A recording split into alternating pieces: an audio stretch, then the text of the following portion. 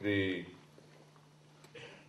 O.P. Agarwal ji, Sri Kaitan ji, Sri Durga Shankar Misra ji, Sri Mukund Sinha ji, Honorable Ministers who have come from states and participants from across the country, brothers and sisters.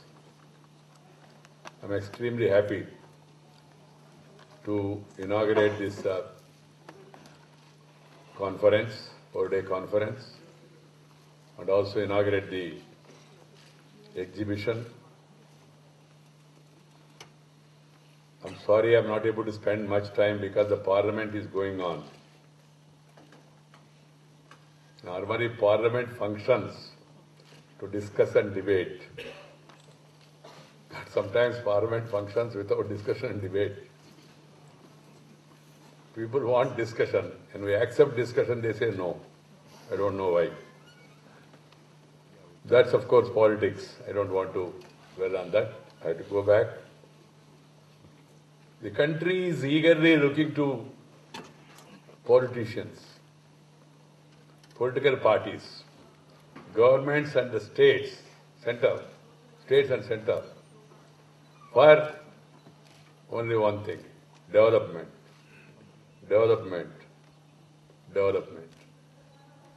That's the wish of the people. People want development. They want their lives to be bettered. They want their life conditions to be improved. They want India to compete with other parts of the globe. They want that inherent capacities, the potential, the forces of growth are unleashed and allowed to have proper momentum to move forward.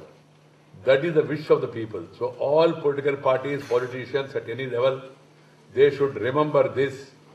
You can no longer make people by making happy promises or empty rhetoric or time-passing arguments. They do not want any obstruction for development. They have, fortunately for the country, leadership is back, confidence is back, and then the mood of the country also has changed. In every sphere of activity, state governments are also trying their best to move forward on the development agenda. So there has to be a healthy competition between the states and between the political parties also, to come with new ideas, innovative suggestions, more and more constructive debate and discussion in Parliament. That's the need of the hour. Friends, when we are discussing about this urban mobility, we have the different state government representatives, we have planners, we have experts in the field of urban transportation, distinguished invitees, then friends of the media. I'm happy that the media also is going to be involved in the 4-day consultations, not for reporting but for supporting by giving new ideas. They are also part of the panels that are organized for discussion. That's a good thing because they get a lot of knowledge and they analyze things from a critical point of view because of their profession. That's a good thing our people have done by involving the media also. And I've seen the senior media people, the leaders of the media are also participating in this. Friends, this Ministry of Urban Development and the Institute of Urban Transport have been organizing annual meets on the important and challenging issue of urban transport. This is the 7th in the series. I am impressed by the program content identified for this year's conference on the theme of sustainable transport for sustainable cities. Topics like social exclusion in urban transport, intelligent transport systems, transport design for universal accessibility, multimodal integration, ICT challenges for mobility in smart cities, green transport, financing strategies, etc. are very appropriate for deliberations and finding a way forward. Our country is right now facing the real challenge of 21st century. This challenge is all about managing the rapid urbanization that is now set to sweep our landscape. Whether you like it or not, it's happening. Today it's 31%, 32%. It may go up to 50% in the coming years. So you can imagine the challenge before us. Friends, at the moment, with about 380 million people of our population are living in urban areas, by 2020, it will increase to 40%. In the next 3 decades, about 500 million people will be added to urban areas, making India an urban majority population. These statistics by themselves may not capture the enormity of the challenges for a common man. But if one feels the looks at the present quality of urban life, then one can understand the complexity of challenges. At present, a moderate shower in almost all of our urban cities brings traffic and life to standstill. थोड़ा सा भी बारिश आया, कितना नुकसान होता है हर एक शहर में, हम सब लोग अनुभव कर रहे हैं, महसूस कर रहे हैं। ज्यादा कुछ बताने की जरूरत, दिल्ली सहित, कैपिटल सिटी सहित थोड़ी सी बारिश आने से क्या total traffic goes out of gear. No flood, I am not talking of floods. I am talking of a simple rain. Friends, the everyday travel from home to work and central business districts is a hell of an experience. I'm sorry to use that word. Pedestrians run the risk of being hit by any vehicle from any side. Many would be lucky if they can get enough water to meet their basic needs. In summer, many keep awake for most of the night since there is no power. And walking by the side of the piles of filth and stinking public conveniences, closing our noses is a regular feature. The entire civic infrastructure is collapsing under the weight of mounting urban population. Because we did not have vision, we did not have proper planning, we did not have the foresight that is required. If that is the scenario today, imagine what will be the next couple of decades if we don't wake up and get our act proper. सोचने के लिए भी मुझे ऐसा डर लग रहा है, क्या स्थिति बनेगा. Although through the world, initial problems associated with the growing urbanization are the same, the difference, however, is that some countries woke up early and put their house in order. In our country, we are slow in doing it. We don't have the luxury of much time. Please understand. We don't have the luxury of much time. The complex process of urbanization is inherently inequitable in nature, favoring the rich and well-endowed. Poor tend to get marginalized if proper interventions are not undertaken in time. We have a considerable population of the poor in this country. As we talk of urban transport in our country today, this lack of equity is even more evident. The poor are getting more and more marginalized in the emerging scheme of things. Explosion of private motorized transport in major cities of our country, in one sense, may be taken as a sign of prosperity. My son also is an automobile dealer. But that's not the real sign of prosperity. More and more vehicle means more and more problem. But in my view, a clear evidence of total failure of urban planning and regulation. Between 1981 to 2011, the population of the 6 major cities of Delhi, Mumbai, Kolkata, Chennai, Bengaluru, Hyderabad increased by 2.5 times. But the number of registered motor vehicles went up by about 30 times. During this period, the vehicles increased from 5 million to an incredible 160 million. What does this mean? The rich and the affordable have come to occupy more and more of public urban space at the cost of pedestrians, cyclists, and those who depend on public transport. This growing misappropriation is just not acceptable. We have to change this. As a result, the number of fatal road accidents have increased from 4.5 lakhs in 2005 to over 5 lakhs in 2010. In case of China, the same has declined by 50%. During the same period, the number of those killed in our country went up from 95,000 to 1.35 lakhs, while China recorded a substantial decline. While most of those killed may have gone to heaven, but for the survivors, it's like living in a hell eternally. This we have to understand.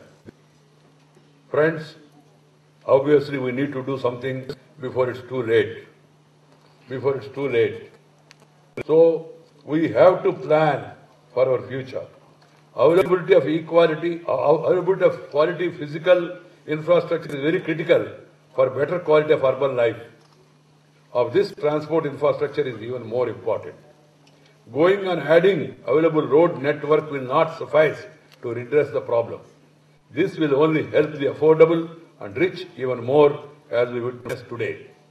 There is a need for integrated planning for urban mobility, ensuring such a mix of different modes of transport with particular emphasis on public transport. That is the need of the hour. Growing motorized private transport with given deficiencies in our traffic planning, quality of roads, etc., has huge costs. I am told this is costing our country about 65,000 crores every year. In addition, inefficient urban transport has other costs in the form of air pollution and climate change. Some studies have revealed that if it's unchecked, this will cost about 3.50 of GDP by 2030. National Urban Transport Policy of 2006 seeks to promote integrated multi-modal public transport systems. This is not happening as desired. We have plans, but we are very, very lagging behind in implementation. There is a growing demand for capital-intensive metro transport systems. The successful example of Delhi Metro may not be easily replicated everywhere. We need to go for context-specific transport models, including light rail transport, BRTS, etc. I travel from airport by metro regularly. Whenever I come from outside, I travel by metro. Very comfortable. No congestion, no frustration, no depression, no pollution. But cost. Kilometer of metro costs 200 to 220 crores. Time. Can you afford to wait for such a long time to have metros around the important cities? Yes, we are working on metros, but that's not that every urban resident gets a travel by his or a private car. In my view, a smart city is that where even the rich prefers to travel by public transport. How to make this happen is the major challenge for all of us. We should have that sort of a planning, approach, and change of mindset. If you provide proper facilities, I don't think that rich will hesitate or the middle class will hesitate to travel by public transport. We need to have an affordable, effective, efficient public transport system. We have to plan now. It's too late. Friends, the integrated land use and transport planning in urban areas is the key.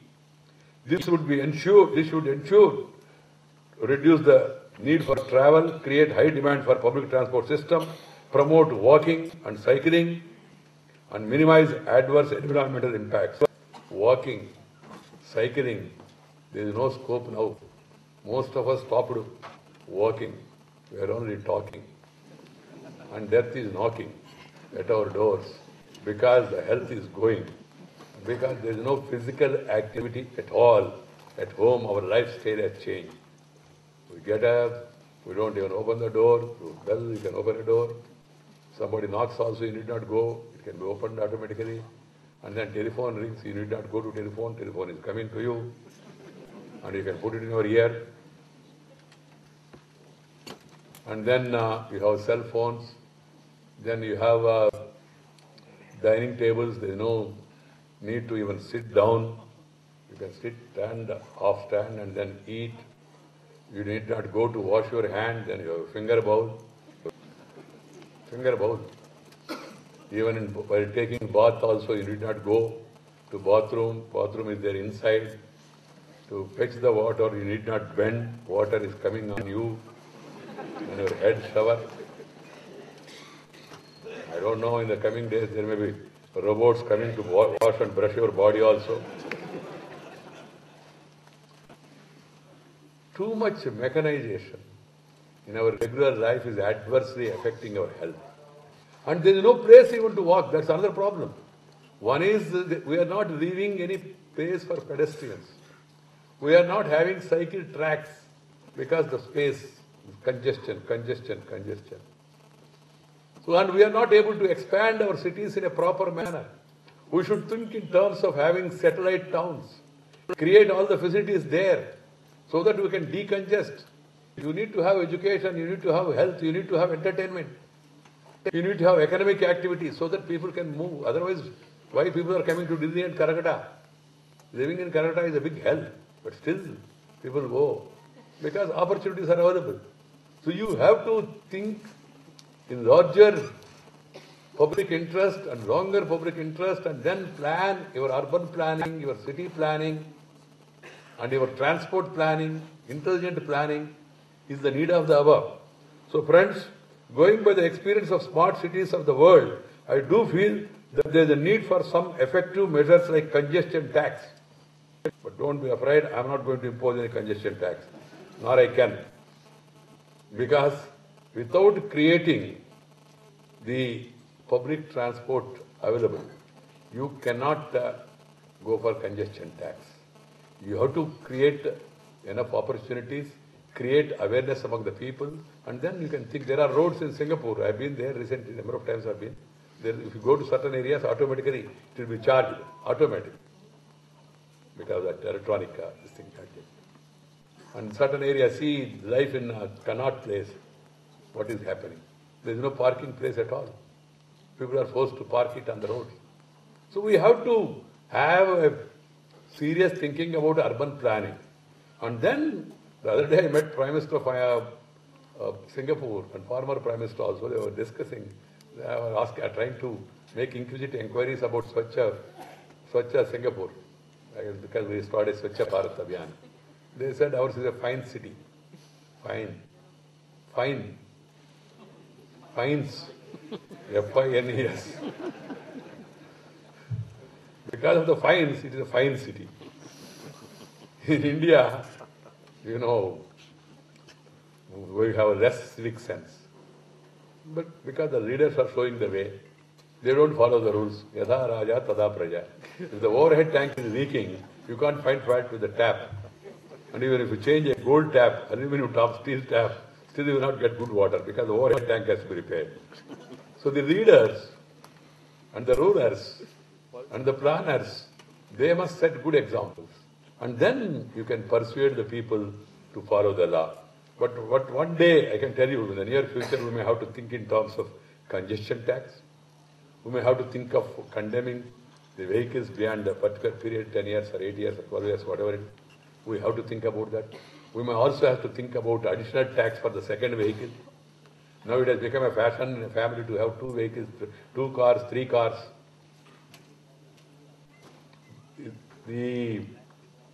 That may be a sign of a time it's creating problems to others. In our country, there is another weakness. In Western countries, people work in the urban areas and go and reside in the rural areas in the evening. They want to go. But here in India, the weakness is everybody wants to come by evening to town, even if he's working in a remote district headquarters, he wants to come to the city. Okay. So that's the mindset in our country. So friends, I'm happy that some of these states are represented by ministers, because ministers also must learn. I should also learn. These presentations, this experience, these conclusions reached by conference and all, there will be a big education for all of us. Because I always believe ministers must learn, not yearn. Just learn. The state should also wake up to the undesirable consequence of poor urban planning and execution, including for urban transport. Like master plans for all cities, there is a compelling need for long-term city transport plans so that the present ad hoc approach is set aside and we prepare ourselves to meet the growing demand for quick urban mobility. In the end, what I suggest is that we should aim at an inequitable and integrated urban transport planning that enables the much needed, desired, quick, reliable and sustainable urban mobility options. There is some body of knowledge available in this regard. I am sure deliberations at this 4-day conference will come out with fresh ideas relevant to our context and also enable adoption of best practices like intelligent transport systems and others. We have seen some of the innovations outside the exhibition. I would like to warn all of you, including myself, my department, that we cannot afford to be lax and relax. Then there will be an axe on our head. Let us try to understand. Let us collectively walk the talk so that urbanization is taken advantage as an engine of economic growth. I would like to have the benefit of the summary of the deliberations of this conference. I will be going through them. I have learned a lot in the last 6 months. I will be trying to learn because a politician throughout his life, before he is retired or tired, he must go on learning. Thank you very much. Namaskar. I wish this conference a great success. I have just got a message that in Rajya Sabha, the Labour Laws Amendment Bill is passed in Rajya Sabha. It's a very good thing. The left has pressed for division, but still the bill is approved. I hope the same thing will happen to insurance bill also, and same thing will happen to other initiatives, because the country must move on. We cannot have the age-old system which has become irrelevant and redundant today. I hope that everybody will see the reason and then cooperate with the government in taking forward the progressive legislation. Thank you very much. Namaskar. Jai Hind.